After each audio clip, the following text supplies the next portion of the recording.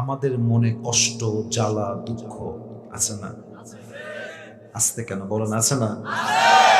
আজকের এই ওয়াজটা পৃথিবীর যে কোনো প্রান্ত থেকে যে কোনো মানুষ যদি শোনে, from beginning to the last, শুরু থেকে নিয়ে শেষ পর্যন্ত, আমি আসিফ এতটুকু ইনশিওর করতে চাই তার জীবনের জ্বালা, দুঃখ, কষ্ট আল্লাহর কোরআনের আয়াত অনুযায়ী সবকিছু দূর হয়ে যাবে। সুবহানাল্লাহ পড়বেন না?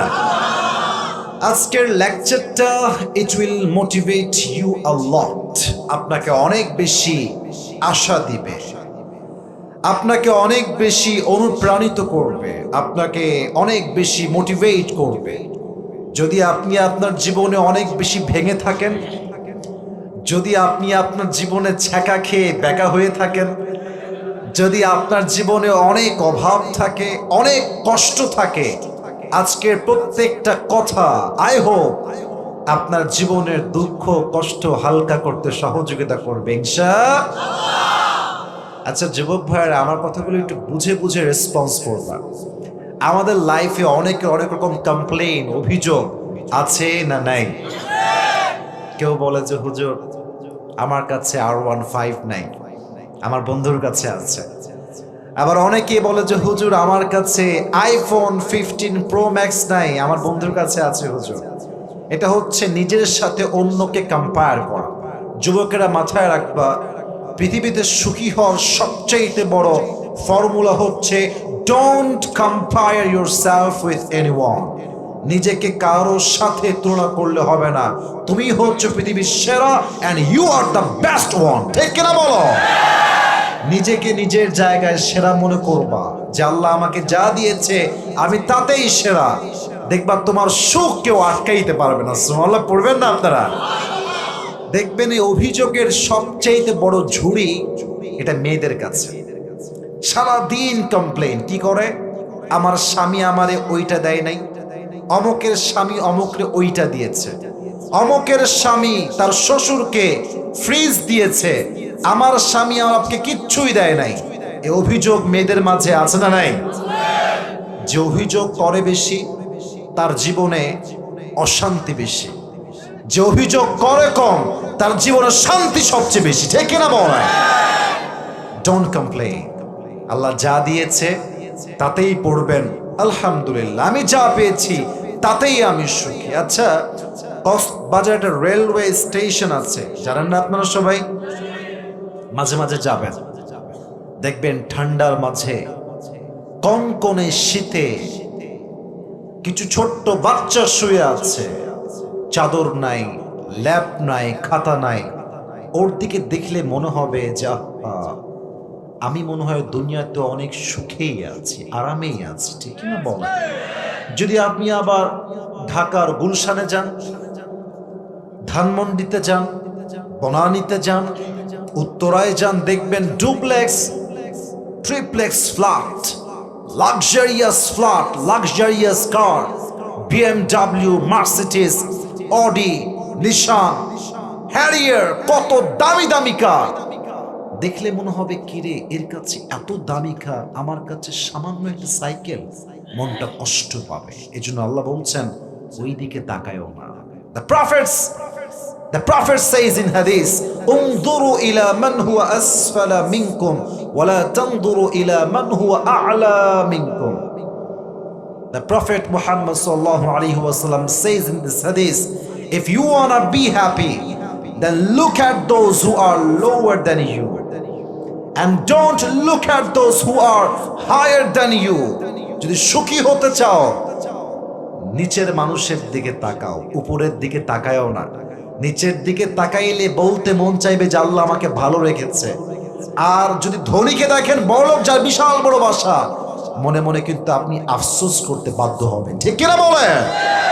এই জন্য মাঝে মাঝে দেখবেন ফেসবুকে ঢুকলে অনেক ইউটিউবার, অনেক কন্টেন্ট ক্রিয়েটার আপনাদেরকে দেখায় যে how to lead a luxurious life, কিভাবে একটা লাক্সারিয়াস লাইফ লিড করা যায়। অনেক কিছু শো অফ তারা করবে আপনার সামনে। মাথায় রাখবেন এগুলো দেখে ব্রেন ওয়াশ করা যাবে না। ব্রেন ওয়াশ করলে জীবন নষ্ট হয়ে যাবে। মাথায় রাখতে হবে আল্লাহ আমাকে যা দিয়েছেন, যতটুকু দিয়েছেন তাতেই আমি খুশি। সকলেই পড়ুন আলহামদুলিল্লাহ। এজন্য আজকের ওয়াজটা হবে এমনই যে ওয়াজটা শুনলে মনটা শান্ত হবে, মনের দুঃখ কষ্ট দূর হবে। মুমিনের জীবনের সবচাইতে বড় দামি গুণের নাম হচ্ছে সবর, ধৈর্য। কক্সবাজারের ভাইরা দুইটা শব্দ আমি আপনার থেকে শুনতে চাই। মুমিনের জীবনের সবচাইতে বড় গুণ হচ্ছে সবর। সবর মানে একটু বলেন না, ডানের বামেরা বামের ভাইরা সবাই। সবর মানে ধৈর্য। This is called in English patience. ধৈর্য, ধৈর্য এটা এমন একটা গুণ, এমন একটা যন্ত্র যা কখনো ব্যর্থ হয় না। সবর এমন একটা তীর যা কখনো লক্ষ্য ভ্রষ্ট হয় না।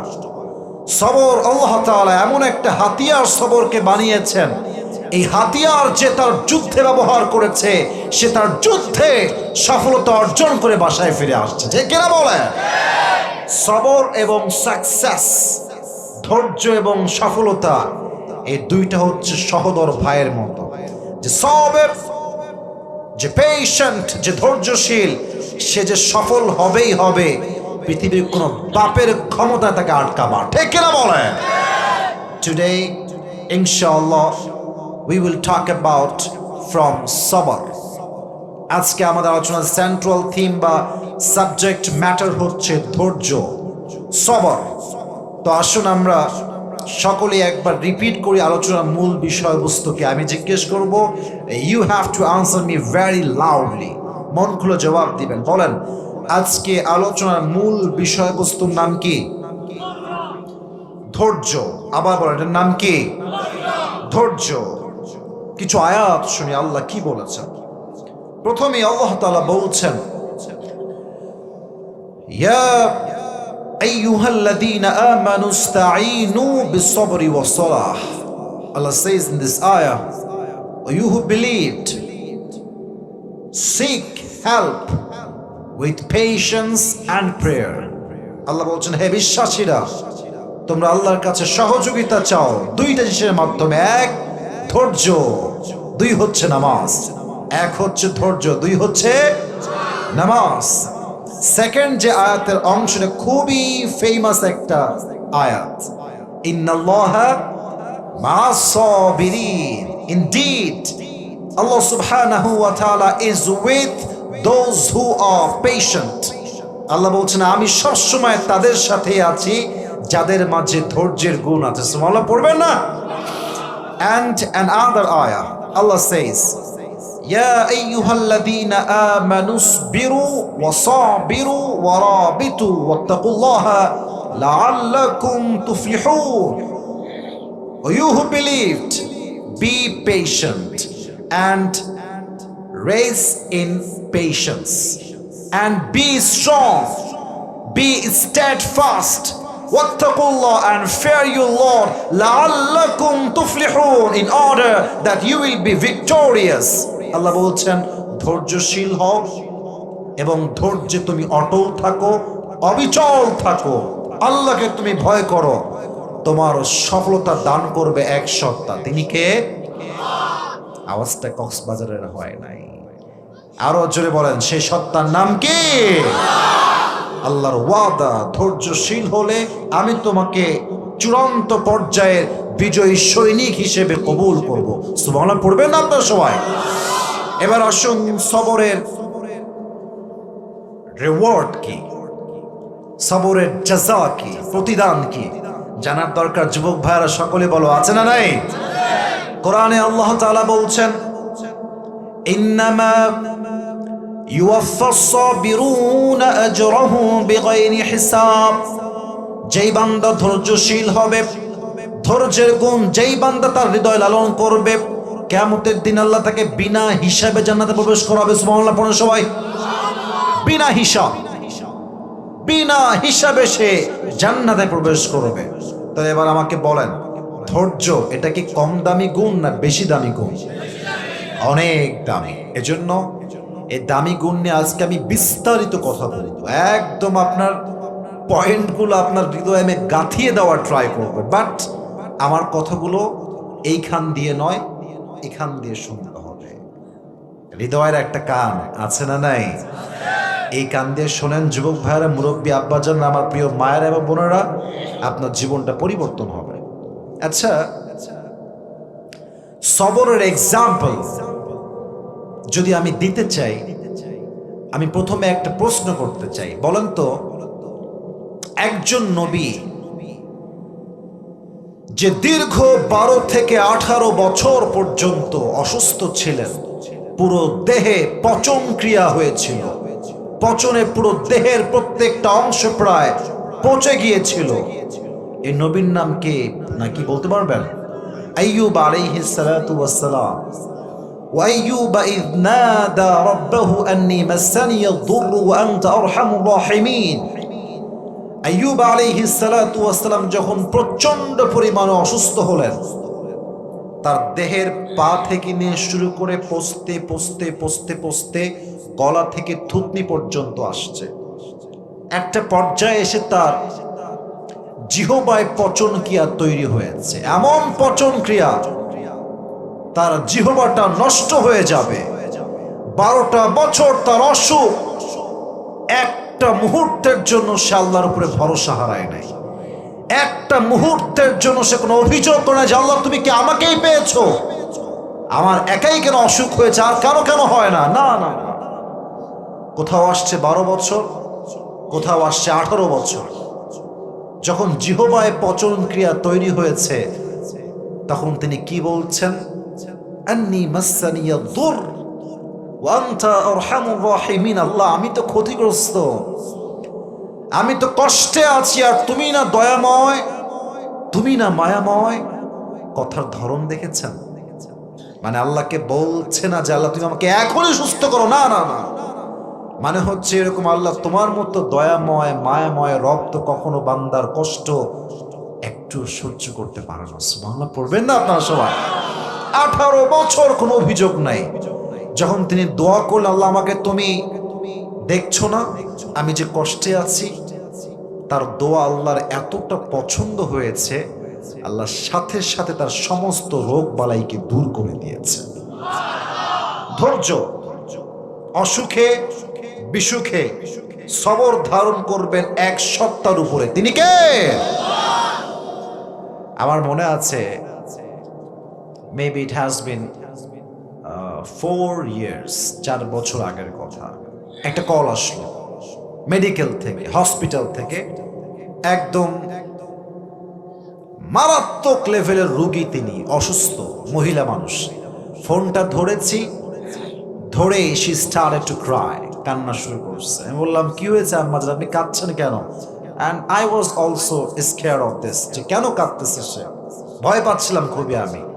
পরে বলল যে হুজুর, আমার ব্লাড ক্যান্সার হয়েছে। ব্লাড ক্যান্সার হলে মানুষ বেশি দিন বাঁচে না, আসলে এটা হয়ে থাকে, বেশি দিন বাঁচে না। তো উনি আমাকে একটা কথাই বললেন যে হুজুর, আমাকে ডাক্তাররা বলেছেন I will die very soon, মারা যাবো আমি খুবই দ্রুত, বেশি দিন সময় আমার কাছে নাই। তো আমি আপনাকে কল করেছি জাস্ট দোয়া নেওয়ার জন্য, দোয়া করবেন আমার জন্য। তো আমি কি বলবো, আমার কাছে তো কোনো ভাষা নাই ভাই। তা আমি শুধু এতটুকুই বললাম, মাথায় রাখবেন হায়াত এবং মত সব ক্ষমতা কার হাতে? ডাক্তারের হাতে কিচ্ছু নাই।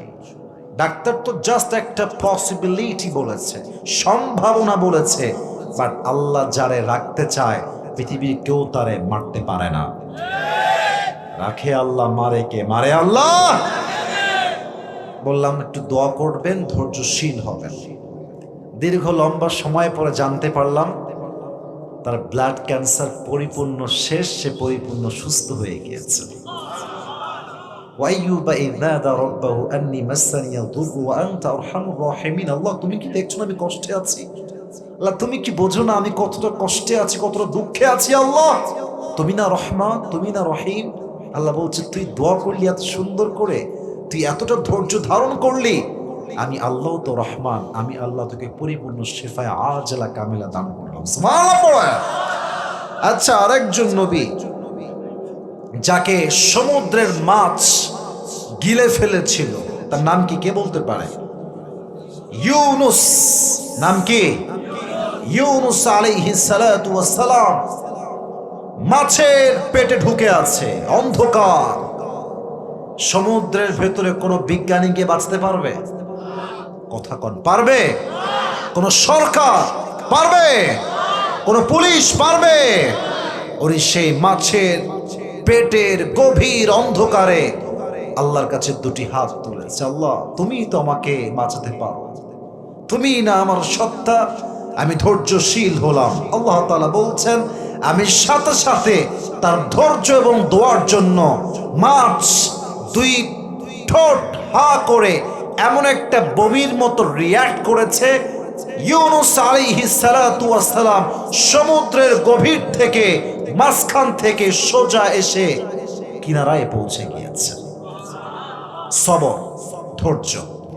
এজন্য যত বিপদে আপনি পড়েন না কেন, যদি ধৈর্যশীল হতে পারেন, আপনাকে সর্বাবস্থা থেকে হেফাজত করবে একজন। আওয়াজ দিয়ে বলেন, তিনি কে? এই তো বেশি দিন হয়নি, মাত্র 15 থেকে 20 দিন হবে। হয়তো অনেক যুবক জানতেও পারো তোমরা, আমি 20 দিন বা 15 দিন আগে একটা বিশাল বড় কার অ্যাক্সিডেন্ট করেছি। জানেন নাকি আপনারা?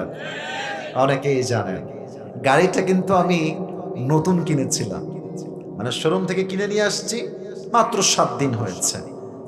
এমন জোরে গাড়িটা খাদে গিয়ে পড়েছে, গাছের সাথে গাড়িটা বাড়ি লেগে গ্লাস, ওপরের ছাদ, বামের জানালা, ভেতরের সিলিং সব ভেঙে গুড়িয়ে গিয়েছে।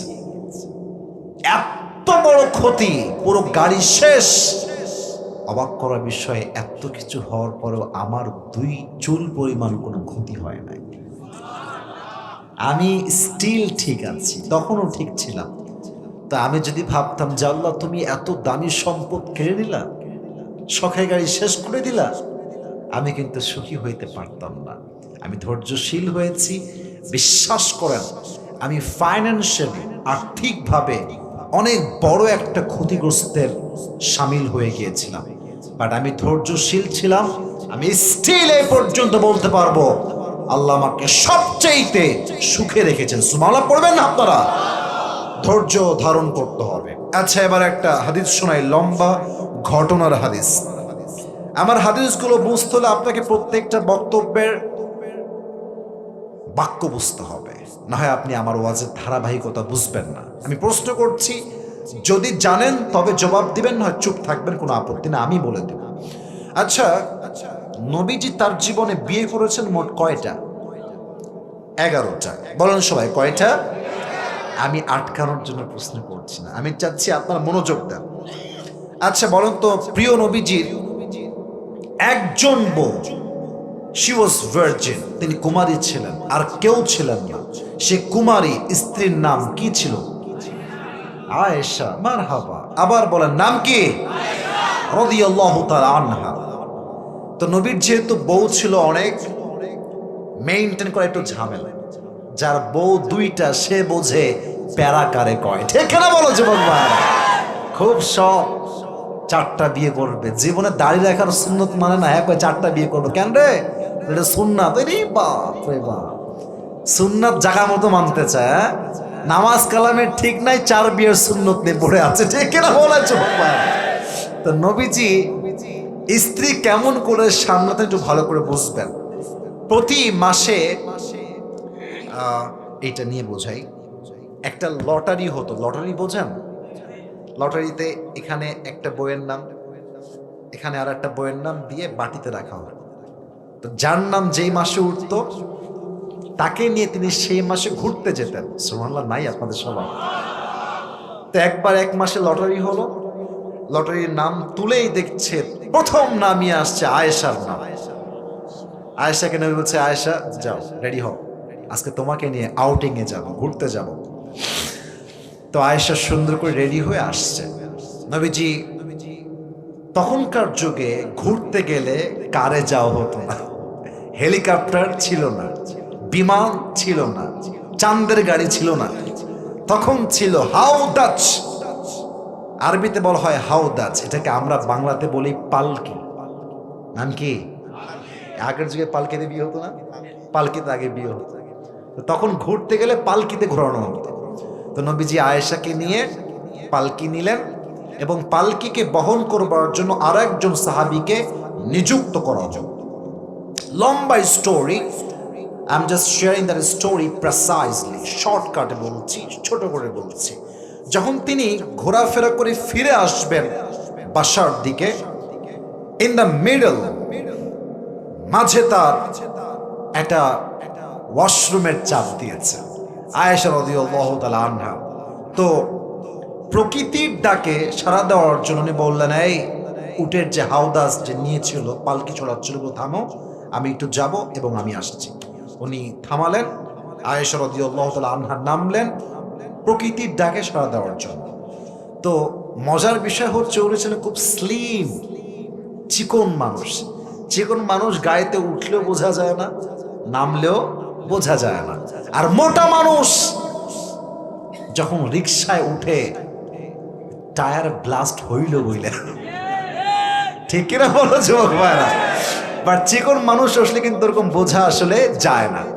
তো আয়েশা যখন নেমে গিয়েছে, উনি কি আসলে উঠেছে কিনা এটা সে টের পায় নাই। তো সে টের না পেয়ে উঠ নিয়ে বের হয়ে গিয়েছে। সে ভেবেছে কি যে আয়েশা মনে হয় উঠে গিয়েছে, অনেক দূর সে চলে গিয়েছে। এবার যখন আয়েশা রাদিয়াল্লাহু তাআলা আনহা কাম ব্যাক করেছেন, তখন দেখছে উটটা আর এখানে নাই, উট গেল কোথায়? দূর দূর পর্যন্ত উটের কোনো চিহ্নই দেখা যাচ্ছে না।